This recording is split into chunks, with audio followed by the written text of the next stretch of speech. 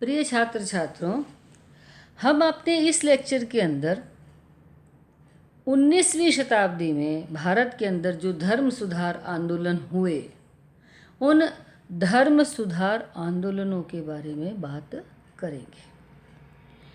भारत में 16वीं शताब्दी के पश्चात और 17वीं शताब्दी के पूर्वार्ध में ब्रिटिश शासन की स्थापना हुई। ब्रिटिश शासन की स्थापना के पश्चात धीरे धीरे ईस्ट इंडिया कंपनी, जो कि भारत में एक व्यापारी कंपनी के रूप में आई थी, उस ईस्ट इंडिया कंपनी ने भारत के देशी रियासतों को समाप्त करना शुरू किया, उन्हें अपने साम्राज्य में मिलाना प्रारंभ किया और इस तरीके से कंपनी के द्वारा एक विशाल साम्राज्य की स्थापना कर ली गई, जिसे कि ब्रिटिश भारत कहा गया। यह वह समय है जब यूरोप के अंदर एक नवीन बौद्धिक लहर प्रारंभ हो गई थी, नवीन जागृति का समय प्रारंभ हो गया था। यूरोप के अंदर लोकतांत्रिक शक्तियाँ विस्तार प्राप्त कर रही थी। तर्कवाद और अन्वेषण की वजह से, विज्ञानवाद की वजह से, मानववाद की वजह से यूरोप के समाज में प्रगति हो रही थी। 14वीं 15वीं शताब्दी में हुए पुनर्जागरण के कारण यूरोप का विकास हुआ। यूरोप में जो चर्च का प्रभुत्व था, वह प्रभुत्व समाप्त हुआ और एक नई विचारधारा, मानववादी विचारधारा प्रारंभ हुई, जिस विचारधारा के अंतर्गत तर्कवाद और विज्ञानवाद को प्रमुखता दी गई, जिसके कारण यूरोपीय समाज, धर्म व राजनीतिक व्यवस्था के अंतर्गत नए नए सिद्धांतों की प्रतिपादना हुई। तर्कवाद, विज्ञानवाद और मानववाद के कारण जो पुनर्जागरण हुआ, उसने राजनीतिक क्षेत्र में, सामाजिक क्षेत्र में मानववादी चिंतन को स्थापित किया। और जहाँ पहले समाज, राज्य व धर्म में चर्च महत्वपूर्ण था, वहाँ अब समाज, राज्य व धर्म के अंतर्गत व्यक्ति को या मानव को विशेष रूप से महत्व दिया गया। और इसके कारण जो पुरानी मान्यताएं थीं, जो पुराने विश्वास थे, वे समाप्त हुए और एक नई प्रकार की तर्कवादी, विज्ञानवादी विचारधारा का विकास यूरोप के अंदर हुआ। तर्कवाद व नवचेतना के आधार पर जो परिवर्तन की प्रक्रिया प्रारंभ हुई, उसे ही पुनर्जागरण कहा गया। और इस पुनर्जागरण ने पुरानी मान्यताओं, विश्वासों पर प्रहार कर विभिन्न कुरीतियों को परित्याग कर नवज्ञान व नई मान्यताओं को अपनाने पर बल दिया। भारत और इसके पश्चात वैज्ञानिक आविष्कार हुए और उस वैज्ञानिक आविष्कारों के कारण यूरोप में, या पहले कहें इंग्लैंड के अंदर, औद्योगिक क्रांति की नींव रखी गई।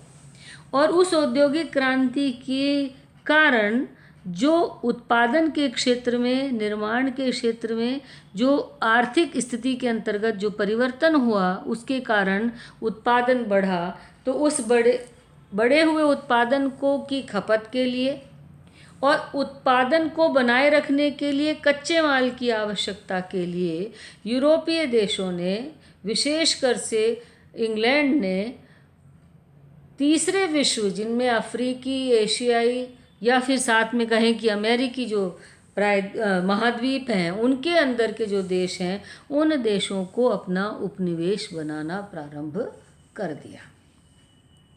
और इस तरीके से एक औपनिवेशिक साम्राज्यवादी नीति अंग्रेजों के द्वारा या ब्रिटिश शासन के द्वारा अपनाई गई। भारत की भूमि पर उपनिवेशी शासन के प्रभाव ने आधुनिक भारतीय इतिहास के अत्यंत संवेदनशील चरण में महत्वपूर्ण भूमिका निभाई।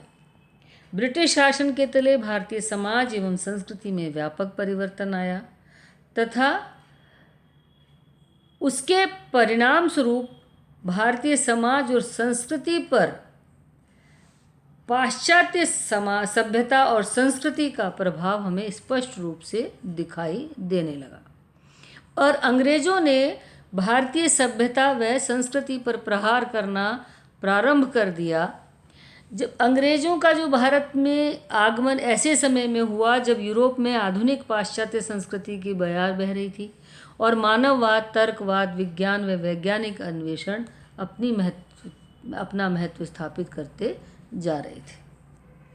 और यह वह समय भी था जब यानी 19वीं शताब्दी में का जो भारत था उसका समाज और धर्म अंधविश्वास और सामाजिक कुरीतियों से जकड़ा हुआ था। हिंदू समाज में बुराइयां, बर्बरता, कट्टरता, अंधविश्वास, कर्मकांड कूट के भरे हुए थे। पुरोहित समाज में अपना महत्वपूर्ण स्थान बनाए रखा हुआ था और जनसामान्य पर विभिन्न कर्मकांडों व निरर्थक धार्मिक कृत्यों की सहायता से उन्होंने अपना वर्चस्व स्थापित कर रखा था। और जो ब्राह्मण वर्ग था उन्होंने शिक्षा, ज्ञान व धार्मिक क्रियाकलापों पर अपना ही विशेषाधिकार स्थापित कर रखा था। भारतीय सामाजिक व्यवस्था इतनी दयनीय थी, यहाँ स्त्रियों की दशा बहुत खराब थी। स्त्री का जन्म अपशकुन, विवाह बोझ और वैधव्य श्राप माना जाता था, जिसके कारण जन्मते ही बालिकाओं की हत्या कर दी जाती थी। यदि किसी स्त्री का पति मर जाता था तो उसे बलपूर्वक सती कर दिया जाता था। जाति प्रथा समाज की एक महत्वपूर्ण बुराई थी। वर्ण या जाति का निर्धारण वैदिक कर्मकांडों के आधार पर होता था और इसके कारण जो वर्ण व्यवस्था में निचली जाति पर जो अनुसूचित लोग आते थे उनके साथ अस्पृश्यता व अछूत के रूप में व्यवहार किया जाता था। अस्पृश्य एवं भेदभाव तथा ये जो जातियां थी वे अस्पृश्यता, भेदभाव और प्रतिबंधों का शिकार थी। समाज कई वर्गों और समूहों में विभक्त था और इस तरीके से इस वर्ग चेतना के कारण हिंदू समाज टुकड़ों में बंट चुका था। कालांतर में हिंदू समाज की इस जाति व्यवस्था ने कई क्षेत्रों में विसंगतियां और कठिनाइयां पैदा कर दी। जो छुआछूत की कुरीति थी उसने समाज से लगभग एक वर्ग को पृथक कर दिया और यह एक तरीके से मानव सभ्यता और प्रतिष्ठा पर एक शर्मनाक धब्बा था। जब भारत में ब्रिटिश उपनिवेश की स्थापना हुई तब अंग्रेजी सभ्यता और संस्कृति के प्रचार और प्रसार के सुनियोजित प्रयास किए गए। शहरीकरण और आधुनिकीकरण के आड़ में भारतीय समाज को विघटित करने का प्रयास किया गया। नवीन विचारों के विक्षोभ से भारतीय संस्कृति में भी प्रसार की भावना उत्पन्न हुई और ज्ञान का प्रसार हुआ। आधुनिक पाश्चात्य संस्कृति एवं विदेशी शक्तियों को पराजित करने के लिए एक चेतना की जागृति हुई, यानी कि जो ब्रिटिश शासन की जो नीतियां थी उन नीतियों ने भारतीय सामाजिक, सांस्कृतिक तथा धार्मिक जड़ों पर प्रहार करते हुए तेजी से भारतीय समाज को विघटित करना प्रारंभ किया, जिससे भारतीय धर्म, समाज व संस्कृति के सामने संकट की स्थिति उत्पन्न हो गई। अतः इस आक्रमण से, इस प्रकोप से बचने के लिए भारतीयों के अंदर एक नव चेतना जागृत हुई, जिसने भारतीय सामाजिक संरचना और सांस्कृतिक तथा धार्मिक दुर्बलता को दूर कर भारतीय समाज व धर्म को सुधारने का प्रयास किया, क्योंकि इस सामाजिक व सांस्कृतिक तथा धार्मिक दुर्बलता के कारण भारत विदेशियों के हाथों में चला गया था और भारत की सभ्यता दौड़ में पिछड़ गई थी।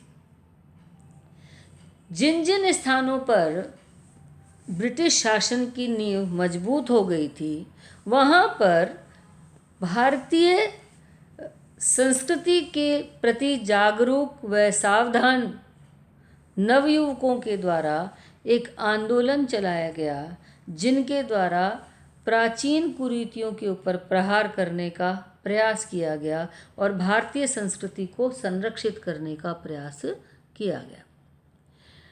यानी जो पाश्चात्य शिक्षा प्राप्त बंगाली नवयुवक थे, उन्होंने भारत सभ्यता को बचाए रखने के लिए जो प्राचीन उनके द्वारा तो बीच में ऐसी स्थिति बंगाल में आ गई थी कि भारतीयों को अपने आप को भारतीय मानने में और हिंदू मानने में, मुसलमान मानने में शर्म महसूस होने लगी थी। और उसका कारण ये रहा और उसके परिणाम स्वरूप उन्होंने प्राचीन भारतीय मूल्यों और मान्यताओं को ठुकराना प्रारंभ कर दिया और मांस और शराब जैसे सेवन और खान पान के पाश्चात्य तरीकों को उनके द्वारा अपना लिया गया। और यह वह ट्रांजिशनल फेज आया, एक ऐसी अवस्था आई जहाँ प्राचीन परंपराओं और नवीन परिस्थितियों के बीच नवयुवक अपने आप को उलझा हुआ देख रहा था। यानी जो भारतीय समाज था अब सामाजिक और सांस्कृतिक परिवर्तन के दौर से गुजरने लगा। 19वीं शताब्दी के अंतिम दशक में ही भारत में लोकतंत्र और राष्ट्रवाद अपने उफान पर था और इसके कारण पुनर्जागरण की प्रक्रिया के उद्भव और विकास से आर्थिक शक्तियों के उद्भव, शिक्षा के प्रचार, आधुनिक पाश्चात्य मूल्यों एवं संस्कृति के प्रभाव तथा विश्व समुदाय की सशक्त सोच ने सुधार के मार्ग को प्रशस्त किया और उनके कारण जो भारत में सामाजिक और धार्मिक परिवर्तन हुआ, उसके कारण समाज में एक मध्य वर्ग और परंपरागत तथा पाश्चात्य शिक्षा प्राप्त एक बौद्धिक वर्ग की उत्पत्ति हुई, जिसने भारतीय समाज और धर्म के अंदर एक परिवर्तन या जागृति या चेतना को स्थापित करने का प्रयास किया और यह प्रयास ही धर्म समाज सुधार आंदोलन का आधार माना जाता है। 19वीं शताब्दी के जो बौद्धिक वर्ग था, उसने वर्तमान समय के लिए को प्रासंगिक बनाने के लिए पुनर्जागरण और धर्म सुधार जैसी विचारधाराओं का सहारा लेकर भारतीय समाज में क्रांतिकारी परिवर्तन की प्रक्रिया को प्रारंभ किया। तो पुनर्जागरण एवं धर्म सुधार की प्रक्रिया ने जिस वर्ग ने सबसे महत्वपूर्ण भूमिका निभाई वह शिक्षित वर्ग था, जो या तो पत्रकार था, वकील था, चिकित्सक था और उनके द्वारा भारतीय समाज को पुनर्जागृत करने का प्रयास किया गया। इस पुनर्जागरण के लिए या धर्म समाज सुधार आंदोलन के लिए, इस सामाजिक या धार्मिक क्रांति के लिए जो आधार थे, जो कारण थे, उनके बारे में हम अपने अगले लेक्चर के अंदर बात करेंगे।